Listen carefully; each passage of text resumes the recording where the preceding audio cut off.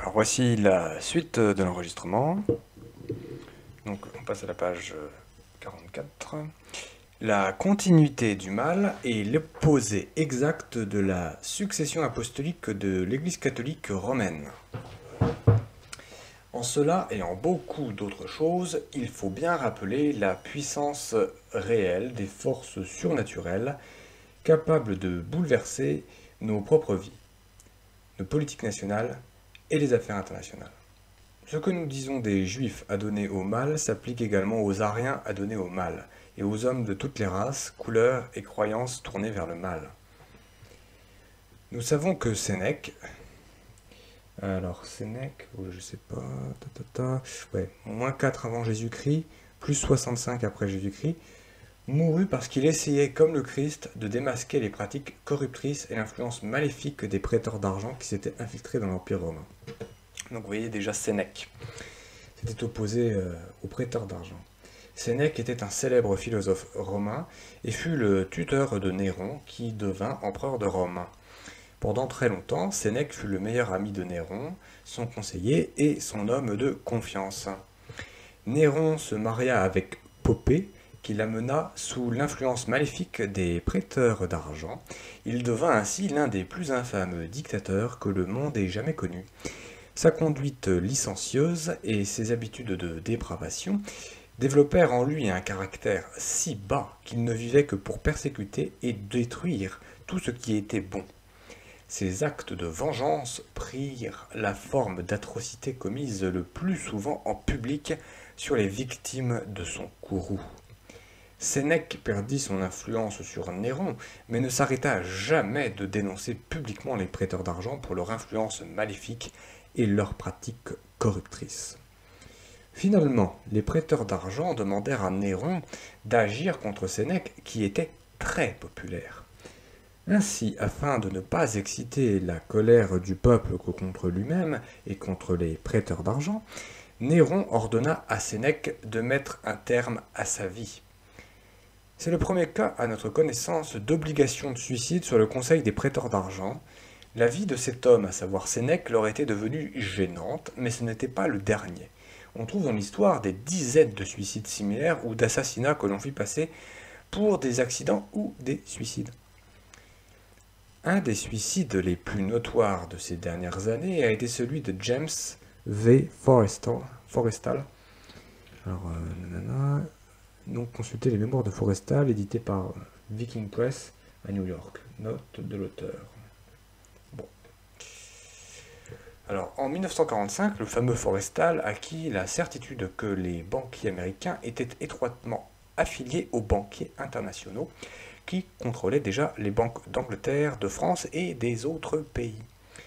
Donc, les mémoires de ce fameux Forrestal établissent qu'il était parfaitement convaincu que les rois de l'argent internationaux étaient des Illuminati directement responsables des deux conflagrations mondiales, à savoir Première Guerre et Deuxième Guerre mondiale. Forrestal tenta de convaincre le président Roosevelt et de très hautes personnalités du gouvernement, puis de leur montrer la vérité. C'est alors qu'il échoua et qu'il se suicida dans un accès de dépression. Ou bien on l'assassina pour qu'il se taise à jamais. L'assassinat que l'on fait passer pour suicide a été pratiqué de façon courante dans les hautes sphères de l'intrigue internationale depuis des siècles. Justinien Ier, à savoir Flavius Alicius Justinianus, qui a vécu entre 483 et 565 après Jésus-Christ, écrivit son célèbre ouvrage juridique, le Corpus Juris Civilis, et essaya de mettre un terme aux méthodes illégales de trafic et de commerce instaurées par certains marchands juifs.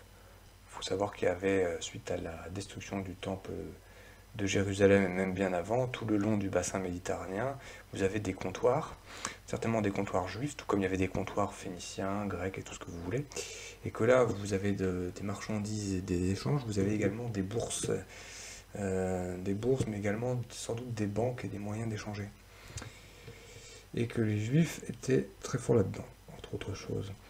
En s'engageant dans le commerce illégal et la contrebande en gros, Les marchands juifs, donc qui sont là désignés nommément par Justinien Ier, hein, c'est pas moi qui le dis, marchands juifs qui n'étaient que des agents des Illuminati, prirent déloyalement l'avantage par rapport à leurs concurrents dits gentils, c'est-à-dire ceux qui ne sont pas juifs. Et ils mirent donc ces gentils hors commerce, bon, en pratiquant, je sais pas, le boycott, en empêchant, je sais pas moi, que les, que les navires partent bien comme il faut. L'ouvrage juridique écrit par Justinien fut utilisé comme code jusqu'à la fin du Xe siècle. Voilà, et ça c'est pas pour s'en prendre aux juifs, c'est pour essayer de réguler tout simplement le trafic et les choses qui sont inavouables. Même aujourd'hui, on le considère encore comme le plus important de tous les traités de jurisprudence, mais les prêteurs d'argent arrivèrent à détruire le bien qu'essayait de faire Justinien. Quelques lecteurs déclareront que Justinien n'avait pas en vue un tel dessein. Or, en fouillant dans les dossiers de ces individus mal intentionnés, on s'aperçoit que leur objectif était de créer une nouvelle législation. Alors, l'encyclopédie juive de Funk et Wagnall déclare à propos des juifs de cette époque qu'ils jouissaient d'une complète liberté religieuse. Donc ce ne sont pas des juifs opprimés. Les postes de moindre importance leur étaient ouverts et le commerce des esclaves constituait la principale source de revenus pour les juifs romains, donc qui sont dans l'Empire romain et qui ont probablement la citoyenneté romaine, j'imagine. On promulgua des décrets contre ce trafic en 335, 336, 339 et 384 après Jésus-Christ. L'histoire n'est pas toute rose, mais il révèle que les marchands juifs et les prêteurs d'argent ne cantonnaient pas leurs activités illégales au commerce des esclaves. On sait depuis qu'ils s'occupaient de tous les trafics illégaux, drogue, prostitution, contrebande d'alcool, de parfums, de bijoux et d'autres denrées imposables. Bon, vous savez qu'on a parlé des juifs, des ghettos et de toutes ces choses-là, mais que très souvent, en fait, c'est les juifs eux-mêmes qui vivaient entre eux. En fait, le ghetto, c'est une forme de communautarisme. Alors, il y a certainement eu des persécutions à différents moments, mais les juifs aiment vivre entre eux. Voilà, c'est quelque chose, on va dire, de naturel à l'homme, de vouloir vivre avec ses proches et ses semblables. Bon, ce que font les juifs. Bon, on va dire qu'il y a tout un tas de comptoirs, mais il y a des trafics, il y a du trafic illégal. Ça ne veut pas dire qu'il n'en existe pas ailleurs, mais il y a une tentation donc de régulation. Et on voit que les juifs excellent donc avec le commerce, mais également avec la création monétaire. Afin de protéger leur commerce illégal et leur trafic, ils achetaient, voire corrompaient, de hauts fonctionnaires au moyen de drogue, d'alcool et de femmes. Ils détruisirent la morale populaire. L'histoire nous apprend que Justinien, quoique empereur de l'Empire romain, ne s'avéra pas assez rigide pour mettre un terme à leurs activités. Alors là, note numéro 29, note de la rédaction, nous retrouvons les mêmes influences maléfiques responsables de la situation actuelle dans toutes les grandes villes. Bon. On a mis de l'argent, voilà, c'est ce qu'il faut comprendre. Edward Gibbon, 1737-1794, résolut le problème de l'influence corruptrice des marchands juifs et des prêteurs d'argent. Il les rendit responsables d'avoir accéléré le déclin et la chute de l'Empire romain. Ce fut d'ailleurs le titre d'un de ses livres. Donc, Edward Gibbon accorde une grande place à l'action de Poppée, femme de Néron, qui joua un rôle important dans la mise en place des conditions qui conduisirent le peuple de Rome vers sa propre destruction. On sait que le peuple de Rome était dans la licence de mœurs, beaucoup de choses n'allaient plus. Il y avait une grande perte de la morale publique romaine. Les Romains, qui avaient été connus pour avoir une assez grande morale, avaient une morale en délitement, mais ça n'explique pas tout. Derrière, vous voyez qu'il y a la corruption par l'argent. Corruption par l'argent va avec corruption des mœurs, en fait. Et derrière, vous avez apparemment la communauté juive et la fameuse Poppée, femme de Néron. Avec la chute de l'Empire romain, et alors il faut voir comme qu'il y avait des invasions barbares, hein, tout ça, ça va ensemble. Hein. Aujourd'hui, vous savez, on a le mariage gay, les puissances du fric et la licence de mœurs. Vous voyez, on vit un peu les mêmes époques. Il y a quelque chose peut-être d'un peu cyclique, mais pas que. Avec la chute de l'Empire romain, la prééminence juive fut établie et les nations d'Europe entrèrent dans ce que les historiens nomment les âges sombres. Voilà.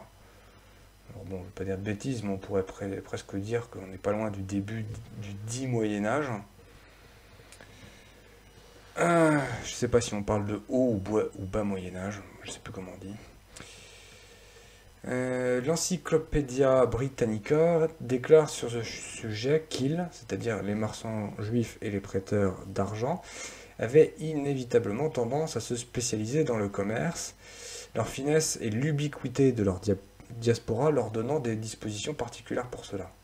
Mais c'est ce qu'on a vu notamment avec le fait que les Juifs aient été chassés d'Espagne, c'est pour les mêmes raisons, c'est qu'à un moment leur commerce est florissant, mais ils ont beau avoir un commerce florissant et développer l'économie, parce que indéniablement dans un premier temps ça développe l'économie, il y a un moment, comme dans tout le libéralisme qu'on vit actuellement, vous voyez, à force de libéraliser les choses, normalement, les choses devraient s'équilibrer avec la fameuse main invisible, sauf qu'on ne dit jamais ce que c'est que la main invisible. Or, il y a un moment, on se retrouve dans une situation de monopole.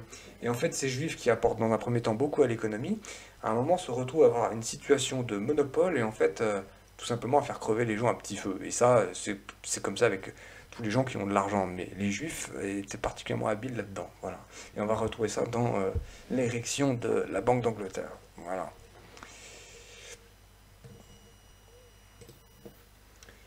Le contrôle juif, légal et illégal sur les échanges et le commerce, se renforça de plus en plus.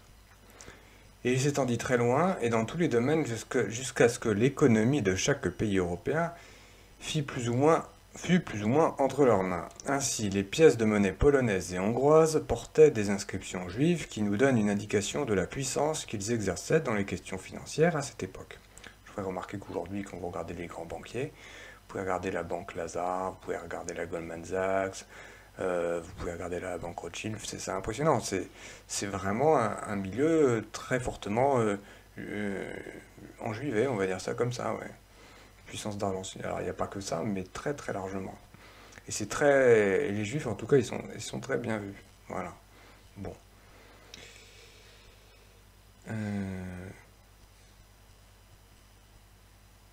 Le fait que les Juifs firent un effort particulier pour battre et contrôler la monnaie confirme l'opinion selon laquelle les prêteurs d'argent avaient fait leur slogan suivant. Ce slogan, voilà. Laissez-nous battre et contrôler la monnaie d'une nation et nous ne nous soucierons pas de qui fait ses lois.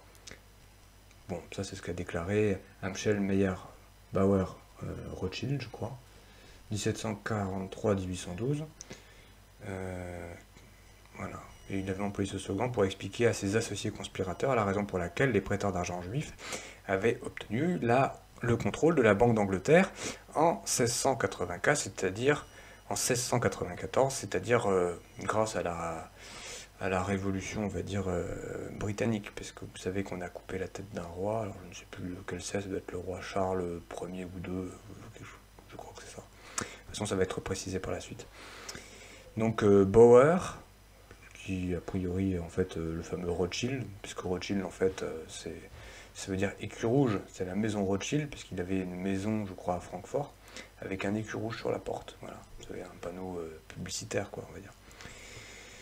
Bauer fut l'orfèvre juif qui fonda la maison Rothschild à Francfort sur le Main, sur le Main. Lui et ses confrères machinèrent la Révolution française de 1789. Et ça c'est avéré, hein, c'est pas un truc de complotiste idiot. Voilà, alors, page suivante. Les hommes de guerre à la tête des Ariens devinrent alors déterminés à briser le contrôle juif sur les échanges, le commerce et l'argent en Europe. Ils reçurent pour cela en 1095 le soutien de certains chefs chrétiens pour engager les croisades ou guerres saintes. La haine et la vengeance sont le propre des forces du mal, celles-ci emploieront n'importe quel prétexte pour fomenter guerres et révolutions, même en faisant référence au nom du Dieu qu'elles haïssent. Voilà. Entre 1095 et 1271, on organisa 8 croisades. Officiellement, les croisades n'étaient que des expéditions militaires entreprises dans le but d'assurer la sécurité des pèlerins qui souhaitaient voir le Saint-Sépulcre et établir la loi chrétienne en Palestine. En réalité, elles apparaissaient comme des guerres fomentées pour diviser la population européenne en deux camps, un camp prosémite et un autre antisémite. Au cours de ces dernières années, les puissances secrètes ont divisé la race blanche en groupes prosémites et antisémites. Certaines de ces croisades furent des réussites, d'autres non. Le vrai résultat fut qu'en 1271, la Palestine retourna aux mains des infidèles, bon, donc des Mahométans, bien que les pays de la chrétienté aient dépensé des millions en argent pour financer les croisades et qu'ils aient sacrifié des millions de vies humaines en combattant dans ces guerres saintes. Ici, nous avons un exemple de la vision peu claire de William Gaillard concernant des événements passés de l'histoire, note de la rédaction. C'est ce que dit la rédaction. Tac. Il n'est pas surprenant d'écrire que les prêteurs d'argent juifs s'étaient enrichis et renforcés plus que jamais.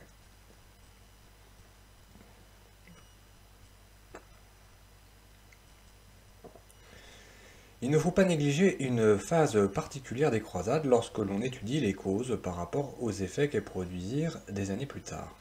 En 1215, la hiérarchie catholique romaine organisa le 4e concile du Latran, dont l'objectif était de statuer sur l'agression juive dans tous les pays d'Europe. Vous imaginez les conciles comme ça? À cette période de l'histoire, les dirigeants de l'Église et ceux des États collaboraient étroitement. Les dirigeants de l'Église, après délibération en règle, s'exprimèrent en faveur de la poursuite des croisades. Ils arrêtèrent et votèrent des décrets pour mettre fin à l'usure et aux méthodes inadmissibles de trafic et de commerce dont usaient les prêteurs d'argent juifs pour obtenir des avantages injustes par rapport à leurs concurrents gentils, et aussi pour mettre un frein à leurs pratiques corruptrices et immorales.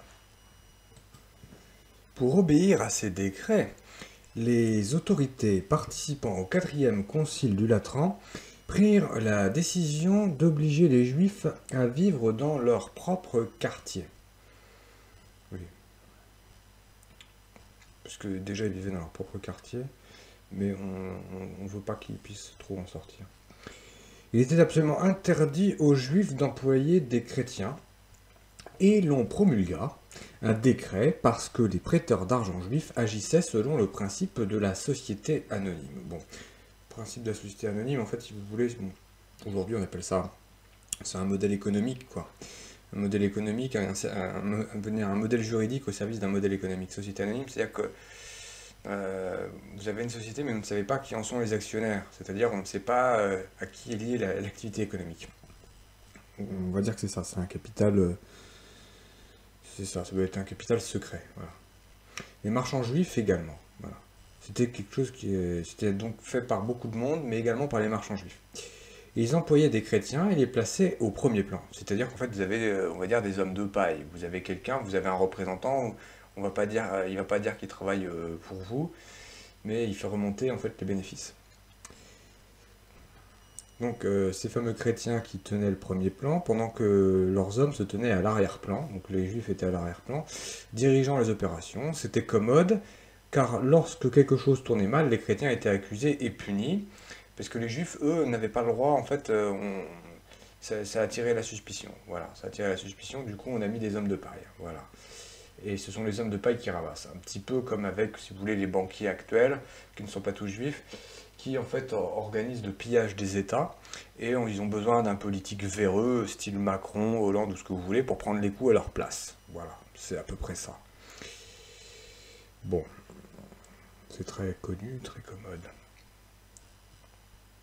Voilà. C'était commode, voilà. Eux, bien entendu, ne payaient pas les pots cassés. En outre, des décrets stipulaient qu'il était absolument interdit aux Juifs d'employer des chrétiennes dans leurs habitations et dans leurs établissements parce qu'on s'aperçut, des documents font foi, que les jeunes femmes étaient systématiquement séduites et devenaient des prostituées. Bon, voilà, donc, voilà, leurs maîtres les utilisant afin d'obtenir le contrôle de personnalités influentes. Ça, c'est des choses qu'on retrouve, vous savez, dans les protocoles de sages de Sion, vous voyez, on retrouve ça. Je pense que l'auteur, là, qui a écrit son livre en 1950-1960, s'est inspiré des protocoles de sages de Sion. Parce qu'il est question de la séduction, comme ça. Bon.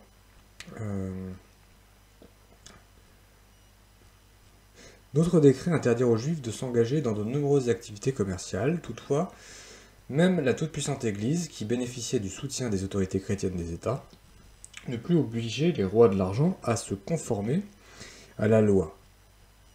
Tous ces décrets intensifièrent la haine des Illuminati pour l'Église du Christ et ils lancèrent une campagne toujours en vigueur pour séparer l'Église de l'État.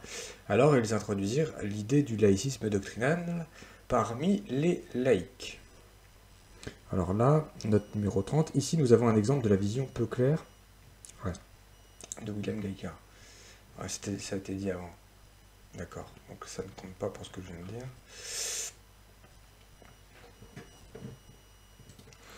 En 1253, le gouvernement français ordonna l'expulsion des Juifs car ils refusaient d'obéir à la loi. La plupart des Juifs expulsés s'en allèrent en Angleterre. En 1255, les prêteurs d'argent juifs avaient le contrôle absolu d'un grand nombre de dignitaires ecclésiastiques et d'une grande partie de la noblesse. Ça, c'est note 31.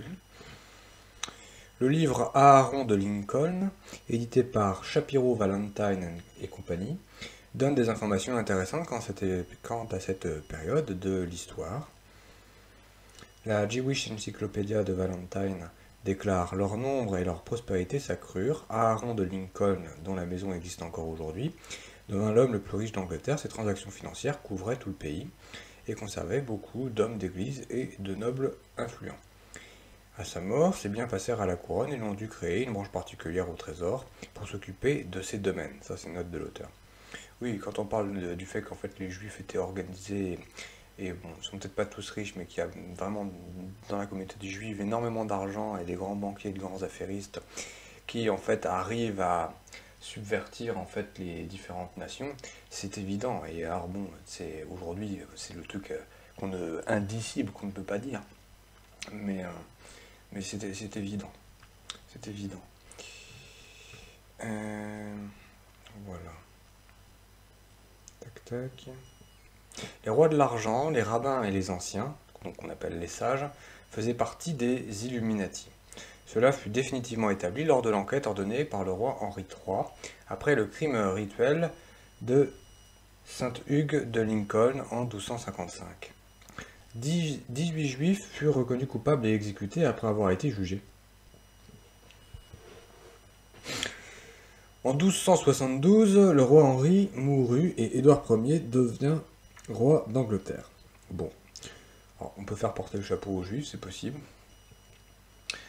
Mais comme on dit souvent, il n'y a pas forcément de fumée sans feu. Bon, évidemment, ça développe la jalousie des nations où les Juifs, en fait, prennent place. C'est évident. Il ordonna aux dirigeants juifs, donc Édouard Ier devint roi d'Angleterre et ordonna aux dirigeants juifs d'abandonner la pratique de l'usure. Et en 1275, il fit voter par le Parlement les statuts de la juiverie. Donc, oui, ça peut paraître particulièrement choquant à l'oreille actuelle. Mais effectivement, la libre circulation des capitaux est quelque chose qui pose vraiment question et de graves problèmes. Déjà, on voit aujourd'hui ce que ça donne. Et à l'époque, ça pose des problèmes. Et on lit le problème en remontant à la racine. On trouve effectivement que les Juifs sont aux commandes de ces affaires-là. Donc, ce n'est pas contestable. Le seul problème, c'est comment traiter le problème de façon humaine et juste. Et là est tout le problème, précisément. Donc ces fameux statuts de la juiverie étaient destinés à freiner le pouvoir qu'exerçaient les usuriers juifs. Donc en fait, ce qu'on appelle l'usure, c'est tout simplement prêter, faire des prêts avec des taux exorbitants, moi je sais pas, 20, 30%, 40%, c'est-à-dire un taux d'intérêt vraiment énorme. Donc les statuts empêchaient les usuriers juifs tout simplement de freiner le pouvoir des usuriers juifs sur leurs débiteurs chrétiens, et même juifs, parce que bon, je vais dire, c'est un peu comme tout à l'heure avec les marchands du temple et les grands prêtres du temple de Jérusalem qui en fait tout simplement rackettent le peuple juif, quoi. Voilà, donc en fait, il est question tout simplement de l'organisation d'un business, on va dire, planétaire par l'argent, quoi. Par l'argent. Voilà. Et ça, quoi. Et en fait, cet argent confine à l'idolâtrie, quoi. L'argent pour lui-même. Les statuts de la juiverie furent certainement le premier document législatif à propos duquel les communes, c'est-à-dire le Parlement britannique, eurent une part active. on ne peut les taxer d'antisémites car elles protégeaient vraiment les intérêts des juifs honnêtes et disciplinés. Bon, alors moi tout ça je ne sais pas ce qu'il en est, je pense que c'est possible. Les statuts de la juiverie furent reproduits in extenso dans l'appendice 1 de La guerre sans nom, ouvrage écrit par le capitaine Ramsay. Mais, comme on le constatera souvent à cette époque, les prêteurs d'argent juifs pensèrent qu'en usant de leur pouvoir sur l'Église et sur l'État, ils pourraient fronder les décrets du roi, comme ils l'avaient fait pour les décrets du Concile du Latran. Ils commirent une grave faute. En 1290, le roi Édouard promulgua un autre décret. Tous les juifs étaient expulsés d'Angleterre. Ce fut le commencement de ce que les historiens appellent la grande éviction. Alors vous voyez, quand on parle de tout ça, vous passez pour un antisémite de base, gravissime et tout ce que vous voulez. Mais quand vous regardez ceux qui en parlent le mieux, en fait, ce sont les historiens de la communauté juive, et vous vous rendez compte qu'eux-mêmes le reconnaissent. Ils voient bien qu'ils ont passé leur temps à être chassés de royaume en royaume, et ce n'est pas qu'à cause du catholicisme, du christianisme et de ce qu'il y a dans la Bible par rapport à Jésus. Il y a un autre problème. Et ça, on le retrouve souvent. Voilà, ceux qui dénoncent peut-être avec le plus de force et le plus de vigueur l'usure juive sont les juifs eux-mêmes. Et ça, c'est vrai. On ne peut pas mettre tous les juifs dans le même panier, c'est une évidence. Voilà.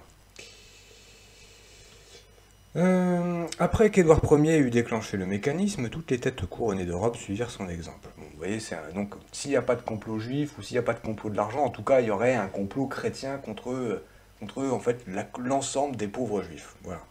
Donc en fait, ce qu'il faut bien comprendre, c'est que dans toute chose, il faut garder la nuance et mettre de la nuance dans la nuance.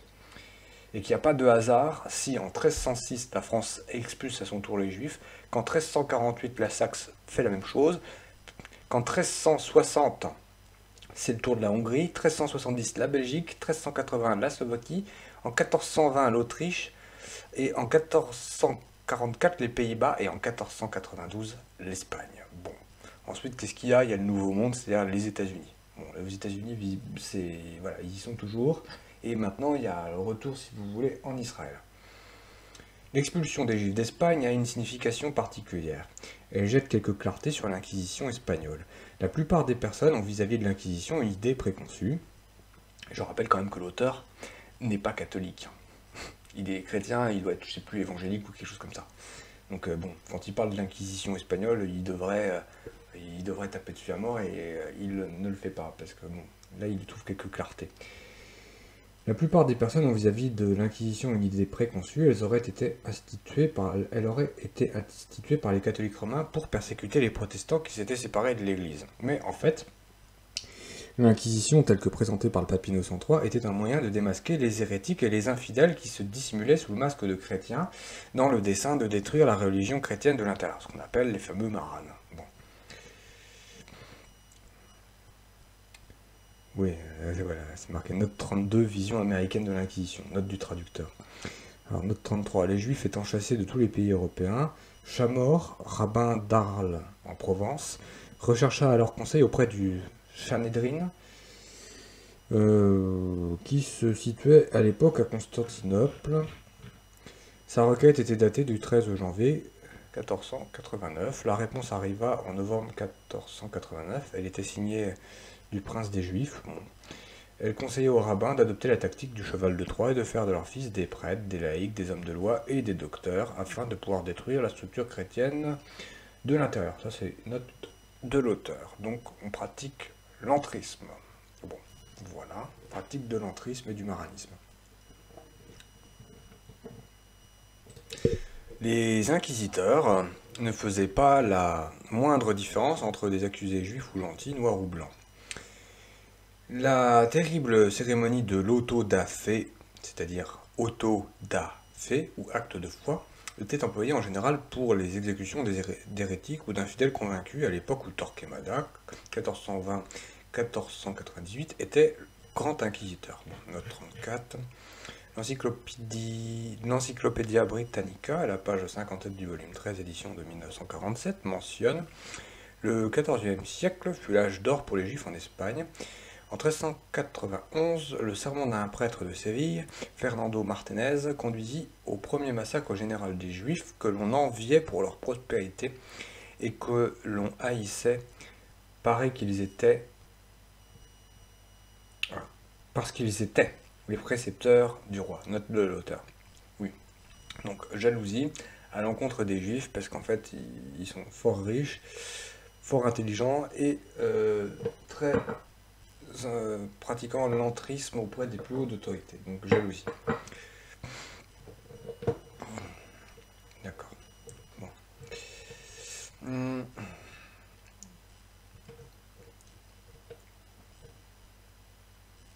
Ce sont les incidents cachés qui révèlent si bien la vérité. Dans l'Espagne du XIVe siècle, les prêteurs d'argent juifs réussirent les premiers à se faire garantir les prêts qu'ils faisaient à l'État par le droit de percevoir des taxes sur la population. On voit la même chose aujourd'hui avec les banquiers. Vous savez, c'est de la nationalisation des pertes et privatisation des profits. Voilà, c'est un peu ça qu'on... C'était ça. Et ils étaient au centre de ce truc-là. Bon. Visiblement, ça n'a pas changé parce qu'on a encore les mêmes problèmes avec les banquiers et que les banquiers sont en fait toujours un peu du même milieu, on va dire. Euh, Voilà, et vous, vous payez des impôts en échange. Et vous subissez le libéralisme de plein pot. Ils faisaient preuve d'une telle cruauté lorsqu'ils demandaient leur livre de viande, qu'il suffit alors du discours enflammé du prêtre Fernando Martinez pour qu'une action de masse se produisît et aboutisse à l'un des massacres les plus sanglants de l'histoire. Voilà encore un exemple saisissant illustrant la façon dont on massacra des milliers de juifs innocents, pris pour victimes des péchés et des crimes commis contre l'humanité par une poignée de leurs congénères. Voilà, donc je vais dire très attention avec, avec la communauté juive, l'antisémitisme rabique. Tout le monde n'est pas à mettre dans le même sac, mais le jour où on vous présente Emmanuel Macron et que vous voyez qui y a derrière, alors là, foncez, tapez dessus, quoi. Mais tapez dessus pour de bonnes raisons. Ne vous vengez pas sur de pauvres gens. Euh, En 1495, les Juifs furent expulsés de Lituanie. En fait, ça prouve qu'on n'est pas capable on n'est pas capable, au sein d'une communauté, d'isoler des individus vis-à-vis des autres, parce que les gens sont toujours en lien, comme dans toute société. Et du coup, bah, comme on ne sait pas faire le tri, bon, on dégage tout le monde. Voilà. Bon, aujourd'hui, il y a la même chose, le même genre de problème qui se pose en France, vous savez, avec l'immigration, les banlieues et tout ça. Les gens sont dans une attitude de schizophrénie. Bon, bah, on en est un peu au même point, mais je pense que ça mènera comme là, c'est-à-dire assez mal, quoi. Mais que le nombre fera toujours la différence, au détriment parfois de la vérité, de la qualité, de tout ce que vous voulez. Bon. En 1495, les Juifs furent expulsés de Lituanie, en 1498 du Portugal, en 1540 d'Italie et en 1551 de Bavière. C'est-à-dire qu'à chaque fois, vous savez, en fait, ils sont dégagés d'un pays, puis en fait, progressivement, ils reviennent dans les pays où ils ont été dégagés, puis ils sont à nouveau redégagés. Bon, c'est l'histoire sans fin, c'est le serpent qui se mord la queue, et on comprend pourquoi il y a une telle volonté d'avoir un pays à soi, qu'il y a un courant sioniste, la volonté de vivre en Israël. En soi, c'est compréhensible pour dire quasi légitime, en fait. Mais c'est fait aussi au détriment au détriment de la justice vis-à-vis d'autres peuples. Voilà, donc l'histoire de l'humanité est une longue succession d'injustices. Notons qu'au cours de ces expulsions générales, certains juifs riches et influents essayèrent de chercher refuge à Bordeaux, Avignon, dans les États pontificaux, à Marseille, dans l'Alsace du Nord et dans une partie de l'Italie du Nord. Mais comme le déclare l'Encyclopédia Britannica, on retrouve les populations juives une fois de plus dans l'Est et dans les empires polonais et turcs, parce qu'en fait ils n'ont pas été dégagés, donc ils vont vers l'Est, et ils vont faire leur business, on va dire, dans l'Est. Et ensuite ça va poser problème avec des mouvements révolutionnaires, des mouvements contre-révolutionnaires, des pogroms, tout ce qu'on veut. C'est-à-dire que partout où les juifs passent, les problèmes arrivent tant pour eux que pour les autres. C'est un facteur d'instabilité.